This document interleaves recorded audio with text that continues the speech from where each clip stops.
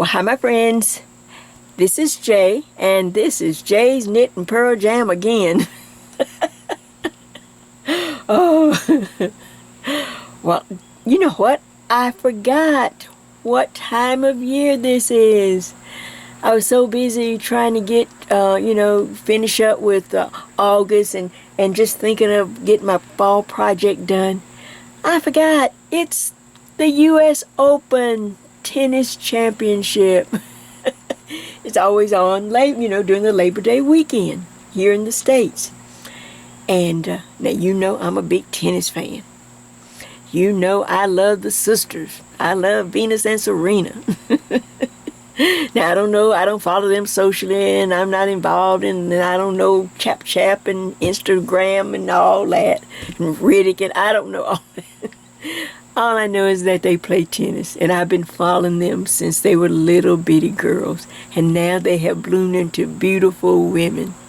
So, I was all excited because, Serena needs one more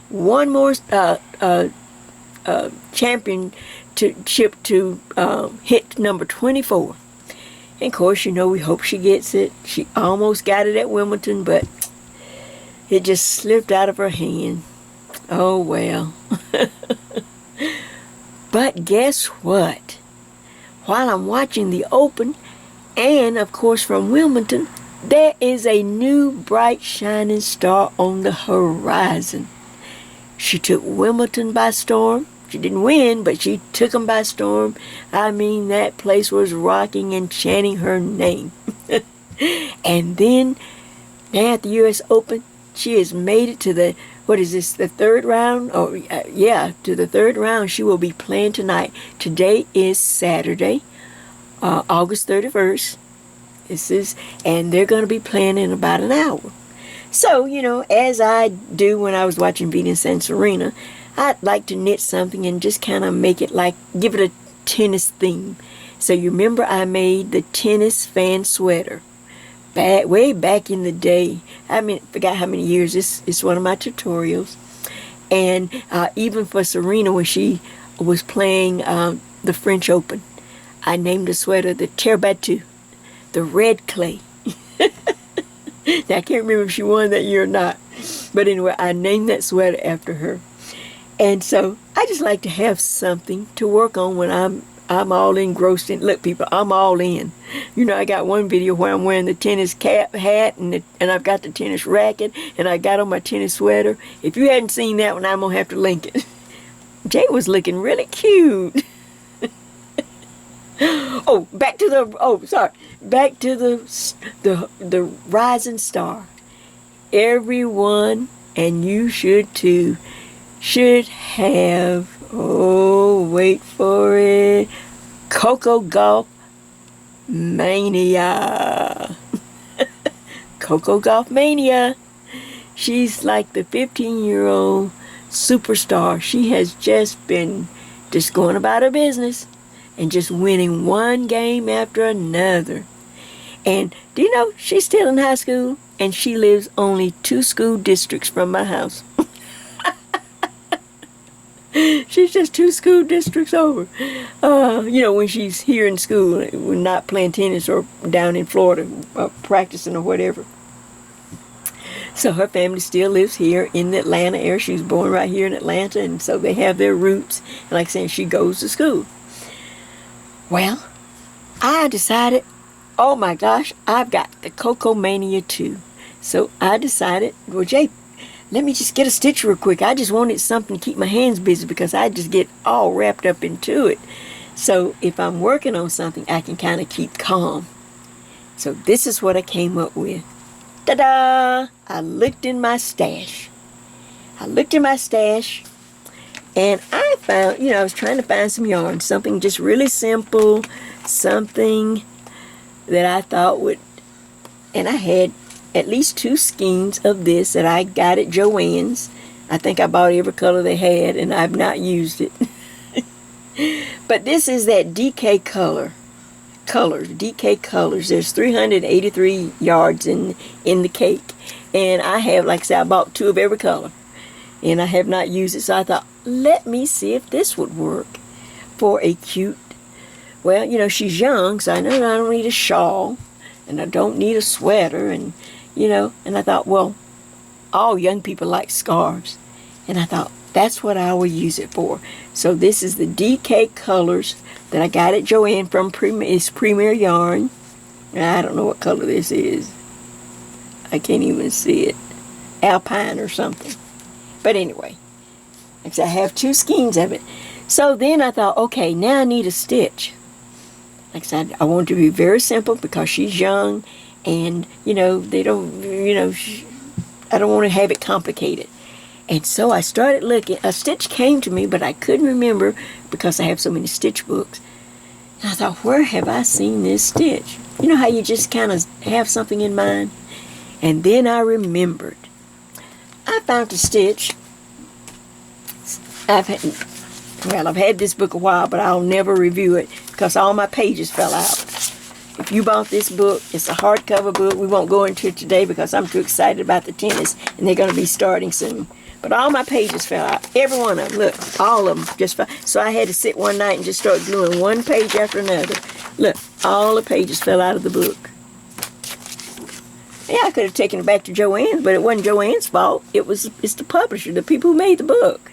Why should they suffer the loss and have unhappy customers? No. So I just kept the book and just said, well, I'll never review or give this anything. You know, it's not about the person whose name on it. Her name's just on it. It's the people who made the book. But anyway, here's the book. And here's the stitch I found. This is a stitch because to me, once I started working on a sample, do you know what it looks like? It looks like the tennis net that separates the 2 cords. And I will show you what it looks like. And guess what? It's only 2 rows. They call it in this book, the name they give it is train tracks. Of course, it could be by another name somewhere else. And, of course, I'm calling it my Coco Mania stitch. And like I said, there's only 2 rows, a right side and a wrong side. But they're very simple to memorize and to work. So, let me show you what I have and see if you might want to join me. This will be Jay's Knit Coco Mania Tennis Scarf. Jay's Knit Coco Mania Tennis Scarf. So what do you think about that? Or I might even put fan in it. How about this? Jay's Knit Coco Mania Tennis Fan Scarf. Because I think I'm going to be a big fan of this young lady. And so many people have already joined the bandwagon. So let me show you what I have. That was the book. Here's the stitch. Now, like I said, I'm trying to get this up so I can go watch the tennis match. So first of all, let me tell you the supplies you're going to need. I've already shared with you the yarn that I'm using, and this is a number 3 yarn. So check and see in your stash if you have a number 3.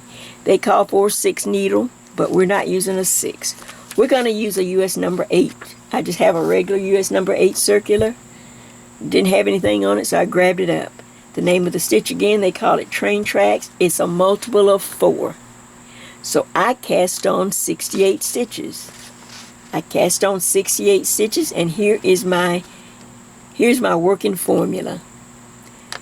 Out of the 68 stitches, I'm going to put a border of 4 on each end. B4. That's a border of 4, B4. And then in the center, in the block, the rest of the stitches, which is 60, is just simply for the lace. How easy is that? How easy is that? Make sure I'm not B4, then 60 for the lace, and another B4. That means a cast on of 68 stitches. See, I just wrote this all out for you. Now, since I don't have time to type all this up, and I want to get on with this and get to watching tennis, I even wrote out the 2 rows. Now let's look at it. Let's read it together because it won't be on the screen, so you'll have to just write this. All right. Row 1, which is the right side, you're going to knit 2 stitches together. Then you're going to do 2 yarn overs. Yarn over, yarn over. And then you will do a slip, slip, knit. And you're just going to repeat that line again. Knit 2 stitches together, yarn over, slip, slip, knit. Knit 2 stitches together, yarn over, slip, slip, knit. All across the row, of course, until you get to your borders, and you will knit your borders on every row, the 4 stitches. Row 2 will represent the wrong side of the fabric. And row 2, all right, let's go. The first stitch, knit 1. This is in the lace section now. Just knit 1. Then you have those 2 yarn overs, and I'm going to demonstrate all this. First part of the yarn over, knit 1. Second part, the second yarn over, purl 1. And then knit 1. Let's repeat it. Knit 1. Then we have the 2 yarn overs. Knit 1, purl 1 in each section of the yarn over. And then end with a knit 1. And you will repeat that across the line.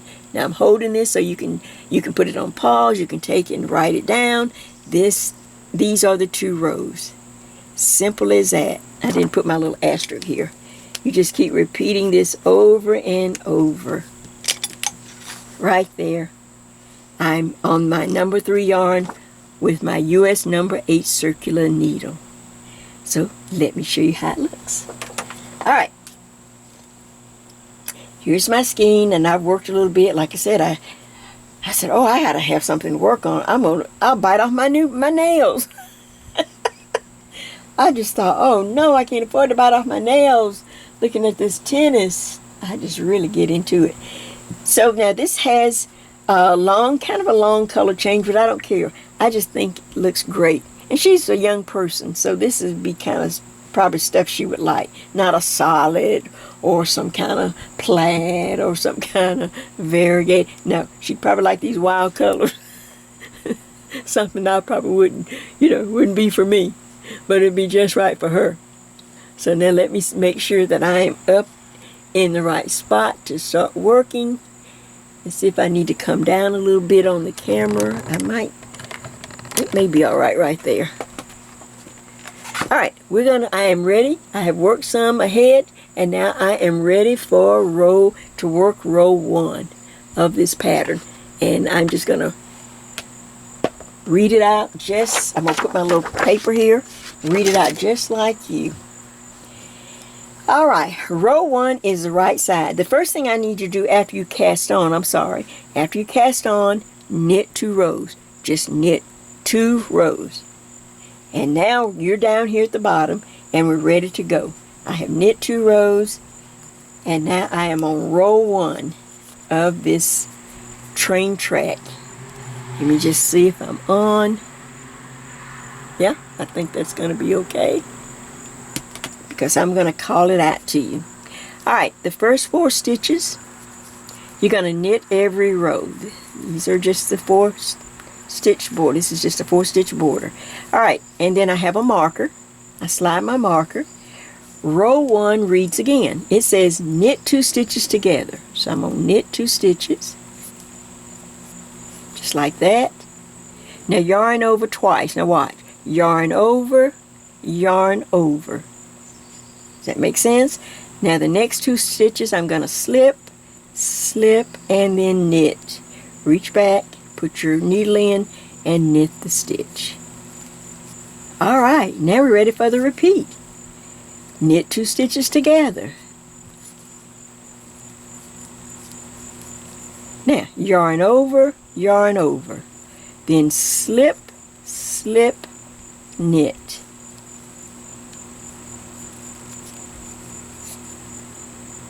That's it. Knit 2 stitches together. Yarn over, and then slip, slip, knit. You go back into the stitch in that direction and knit the stitch. Alright, let me slide.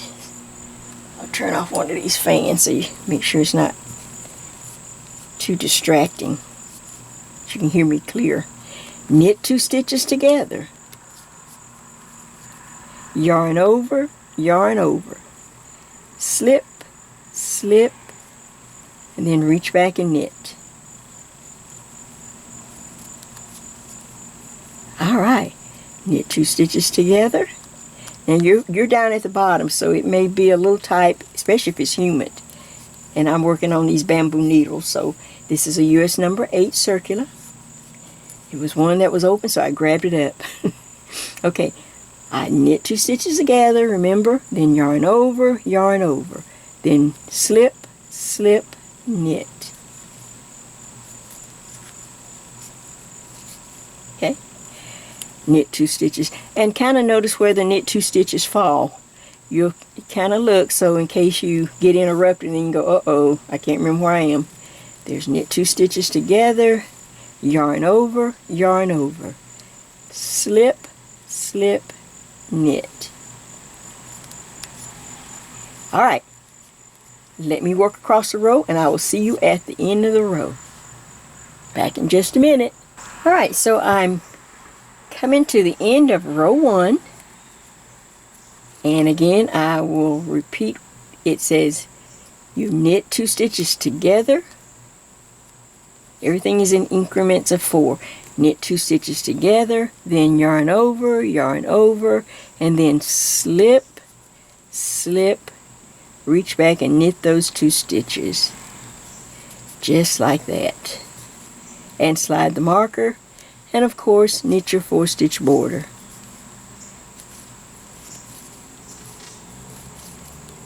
There we go.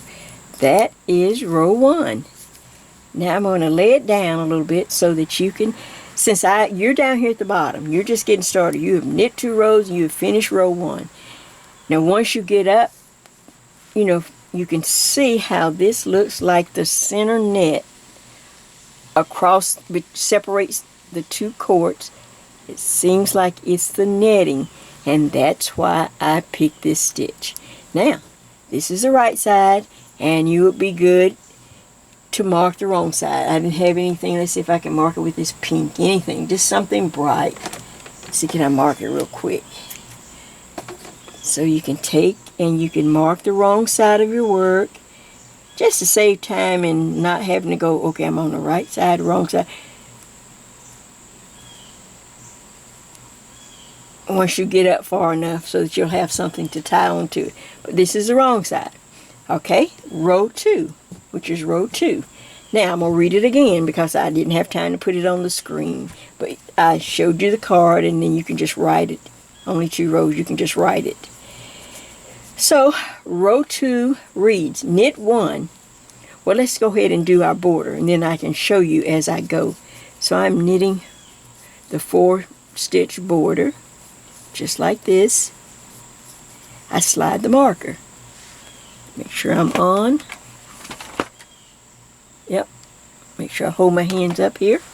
Alright, now let's read it. It says knit 1 stitch, so just knit 1, and then you'll see those 2 yarn overs. The next 2 stitches are the yarn over. Alright, we're going to do it in 2 parts. Go under and knit the first part of the yarn over, just like that, knit. Pull that part off. Hold the second part with your thumb so it won't jump off if you're new. Now bring the yarn in front and purl that part of the yarn over. It's going to look loose and wobbly, but that's okay. Then you put the yarn in back and then knit the next stitch. Alright, let's give it another try. Next stitch, 1. Knit 1. There's the 2 yarn overs. Alright, knit the first part of the yarn over, just simply knit it. Slowly pull it off. See, now there's a long strand which represents the back part. That part I'm going to hold with my thumb if I need to, but bring the yarn in front. Now just go up under that long strand and purl it, like that. Now yarn needs to go in the back because I need to knit the next stitch. Alright, now let's go. Take your time and watch. Knit 1. Okay, now knit the first part of the yarn over.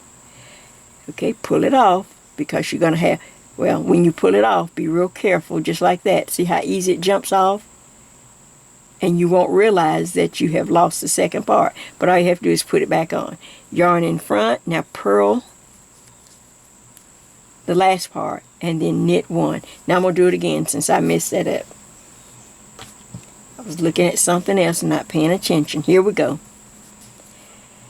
Knit one stitch.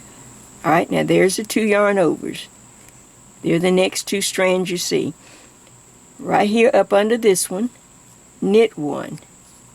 Take that one off, hold this one with your thumb if you need to, the long strand. See it? Now yarn in front and purl up under the long strand and take it off.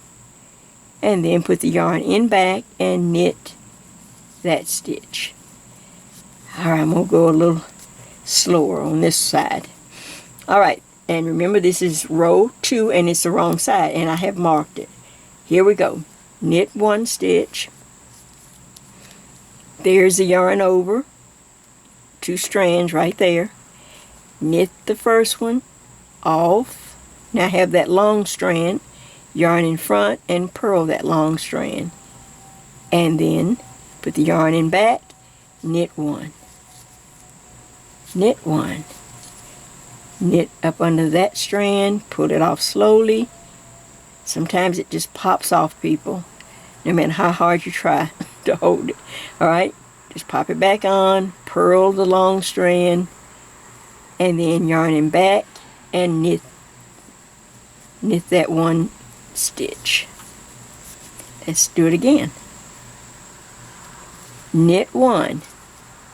Okay. Knit that first strand of the yarn over slowly. Yarn in front. Now go up under the long strand, purl it, and then yarn behind, knit that next stitch. Knit one. Up under, knit the next one, slowly. Hold on to it. It might be a good practice to go ahead and just hold on to it as you pull in the first one off. Yarn in front, now purl the long strand, yarn in back and knit one. Let's see if we can do it that way. Knit one. Alright, now knit. See, there's the 2 yarn overs. Knit the first part. Now I'm going to hold my finger right there with my thumb to hold that yarn. There it is. Now, yarn in front, purl. And then yarn in back. Oops, it is so humid. My yarn will not slide on these needles. That's the only thing about that you could say against wood needles. Okay, here we go. I'm going to do it one more time. Knit one. There's your strand. Knit. Now I'm going to hold my thumb to take that off. Right there, I'm going to hold that yarn with my thumb. Now yarn in front, purl the long strand. Yarn in back, knit one. Once you get a rhythm and you're not afraid of, gee, I don't know what I'm doing. Okay, knit one, hold that, go up under, but before I pull it off, grab that second strand, just hold it with your thumb. Now, knit, okay, now you're going to bring the yarn in front and purl. And then knit one.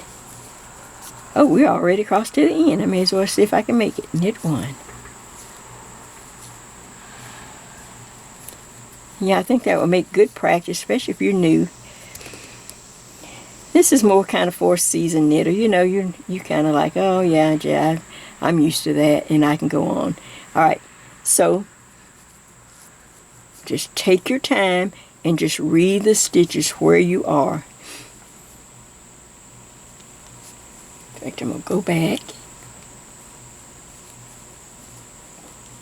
Alright, and if you do get lost, just go back and just read your stitches. And another good way to know is there's 2 stitches right here in this little middle section where that ends with the knit one. Then the next 2 stitches. So I'm going to knit one. Okay, now I'm back up to start again. Knit one. Here's the yarn over.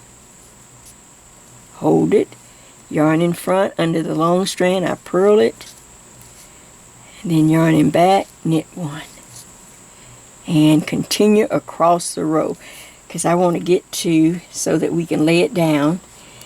And of course you will do your borders. Now this is what it looks like. It looks like that center net of the tennis court. What do you think? Alright? It's a pretty little lace or ribbing. It's not a ribbing, I guess it is more of a lace. But I think you will like it in the number 3 yarn instead of the heavy number 4 yarn.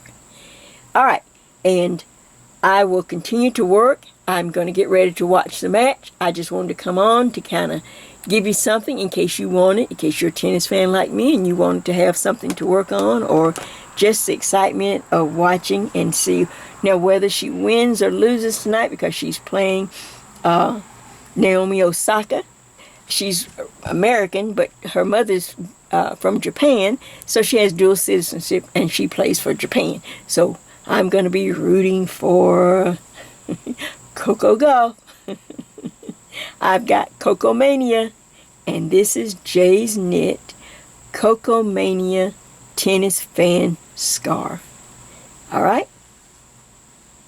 Be back when I finish. Now it may not be till after, way after the U.S. Open is over, but I will come back and let you see how all of this pretty yarn, how this yarn worked up. 2 rows. Have fun, and let's cheer Coco on.